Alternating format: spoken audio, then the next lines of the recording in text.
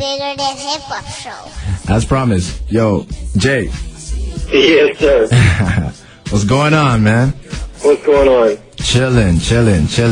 Yo, as promised, man, we got J period in the house. DJ J period. Yes, sir. Not trying to start nothing. Not to be confused. DJ J period. Mixtape King J period. I'm gonna start your intro like that. All right. And I'm gonna let you take it from there. Actually, first thing I want to ask you is really okay, because I'm looking at your credits and it's a long list of credits. I'm gonna tell everybody why we have you on the show today. First of all, it's because you got a really big mixtape out in cyberspace right now, on the streets, in space. The Abstract Best, is that the official title of the mixtape? Yeah, that is the official title, Abstract Best, a.k.a. Best of Q-Tip. A.k.a. the Best of Q-Tip mixtape, the Abstract Best. That tape right now is currently burning up the internet. Yes, sir. We got about 250,000 of them out so far.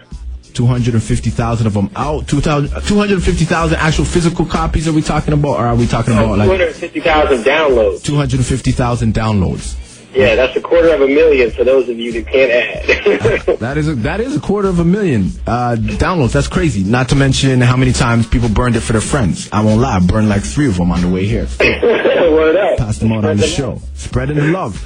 So that's a big thing right now, because right now, like, the game is going in a certain direction, right? So I definitely want to get into that with you. In terms of that, how is the industry feeling about this mixtape, or mixtapes in general? Since, I mean, I'm looking at your website and you got about, what? I don't know how many mixtapes you credit. It looks like maybe 50? Am I exaggerating? Nah, probably about, I think it's about 30 total. 30 total mixtapes you credit. What was your first mixtape? First mixtape was called Beats from New York. It was basically just New York, early 90s hip-hop. Okay. And then I had a joint. I did a Sound Clash, like a dancehall reggae joint. Okay, the Beats in New York joint, when did that come out? Beats in New York was 99. So that came out in 99. So that was your first mixtape in 99. Yeah, that was kind of like real low-key, super underground, handmade, homemade mixtape. Back when, like, the CD technology, the CD burning technology was just really catching on. So that's how it started. But then the first big one was really the Best of Nas in 2003, and that one was, official, hosted by Nas. I got, interviewed Nas for the mixtape, and just that one really sparked it off, because it got bootlegged in the streets of New York. It was in the Source Hottest mixtapes. And it started getting me requests from other artists to do a similar kind of thing, where I sit down and I interview the artist, and then, really kind of do like an audio, biography almost, where I kind of like tell the story in words and music, behind the scenes, all that stuff, remixes, and as it's gone on, it's grown to include a lot of new artists and legendary artists coming and doing new music for the mixtapes, like with the Best of Tip. That is the crazy part. That's the part that struck me with the Best of Tip mixtape. I downloaded the Best of Tip mixtape today, heard it for the first time. I was blown away. I was literally blown away. Like, again, with how you said you do the interviews on the mixtape of itself. It adds so much than just the music. So this is not the first time you did it. You started that on the Best of Nas mixtape. That's interesting to know. Yeah, this is the first time, to be perfectly honest, that I decided I was going to give it away, so that, like, basically so that people would discover this mixtape and then say, damn, that's bananas, what else has he done? And then, come to find out, the other tapes I've done are as ridiculous as this one. The Best of Lauryn Hill, which is, co-signed by Lauryn Hill, actually was Lauryn Hill's tour DJ for a little bit after that. Big Daddy Kane, The Roots, Isley Brothers. I did a joint for Kanye West called The Class of '06, and a couple of Biggie tributes. I mean, all these other mixtapes are just as dope. Well, apparently the Tip mixtape is your most ambitious project.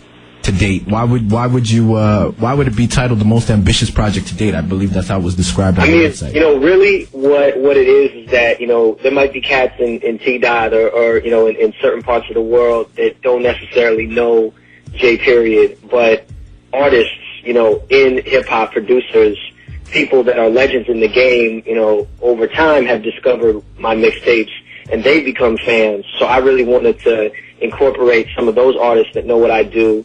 And, in doing that, really, open up my reach and just kind of touch down in more places and open up more people to what I do. So whether it's De La Soul or Busta Rhymes or, Q-Tip, Consequence, Kid Cudi, Blue from Blue in Exile, Zion I, Black Sheep, Pharoah Monch, all these artists, Black Thought, I should say, Questlove from The Roots, all these artists that are legends in their own right, really were willing to come forth and contribute to the mixtape. There's so many, like Prince Paul, even Bob Power, the famous engineer from Tribe's early days. Power.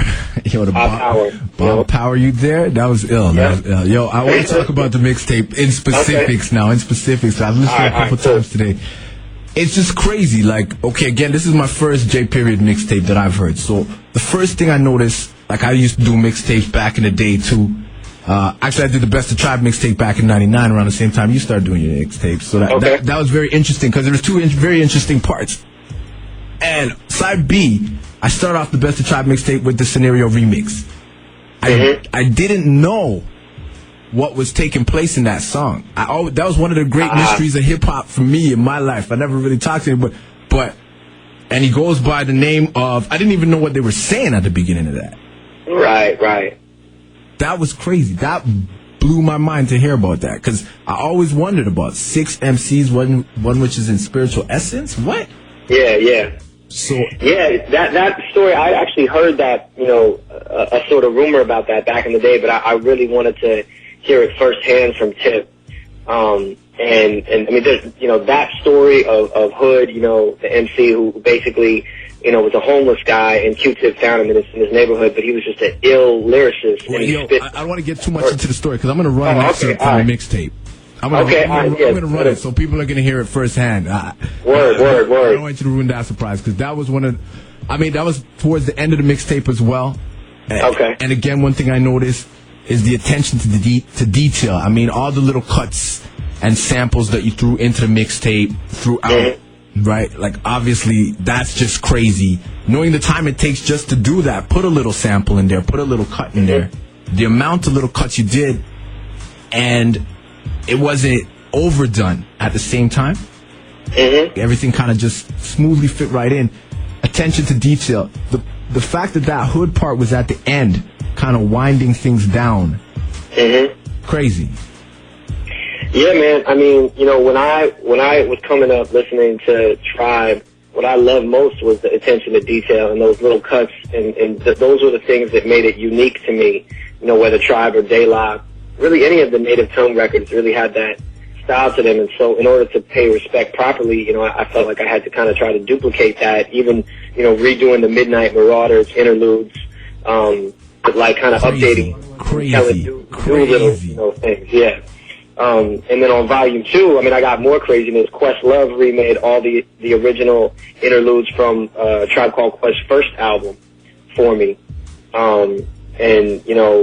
If basically for those that haven't heard it, you need to check it out. And if you have heard it, then just know that volume 2, has Black Thought, Pharoah Monch, Busta Rhymes, as much ridiculous material and behind the scenes interviews as volume 1. So that one's going to be a big one as well. Volume 2 is dropping March, apparently. Is that correct? Tentatively, right now we're trying to work that out based on a couple things. We're actually getting some interest from a couple of big outlets about doing a show and recreating what I've done on the mixtape live. So that might be coming to a city near you. That's great. At some point soon, maybe this summer. That's a step in the right direction for mixtapes. Because, I want to get into this, but mixtapes has kind of went in the wrong direction. In my opinion, my humble opinion, mixtapes went in the wrong direction. I want to get into that. Before I do, again, let's just quickly talk about the Tribe mixtape, because this is the big thing, burning it up right now for you, J Period. Okay. Volume 1 is out. It's free. 300,000 downloads. It's still up. Is it going to stay up for downloads? Yeah. Is there a time limit? Honestly, we've crashed about 5 different file sharing services off of this mixtape.